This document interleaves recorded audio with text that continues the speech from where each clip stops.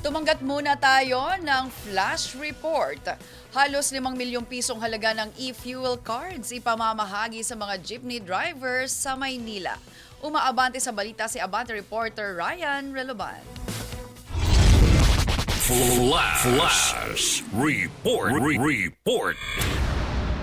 Good news nga, mamamahagi ang lokal na pamahalaan ng Maynila na aabot sa 4.9 million pesos na halaga ng Petron e-fuel cards para sa mga jeepney driver ng lungsod na sumali sa libreng sakay program. Ito ang inanunsyo ni Manila City Mayor Isko Moreno sa kanyang Talk to the People Facebook Live ngayong hapon. Ayon kay Mayor Isko, ang mga card ay galing sa donasyon ng isang pribadong individual at nagkakahalaga ng 1,000 pesos bawat isa. Ipagkakalob ito sa mga tsuper bilang pasasalamat sa pagtugon sa panawagan ng pamalaang lungsod ng Maynila at upang makatulong sa kanilang pang-araw-araw na pasada sa gitna ng patuloy na hamon sa presyo ng enerhiya. Samantala, sinimulan na rin ng Manila LGU ngayong araw ang pamamahagi ng 25,000 pesos na tulong pinansyal para sa mga local bakery sa buong lungsod ng Maynila.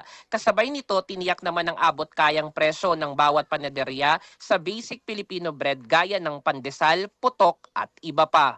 Ako, si Ryan Reloban, Abante.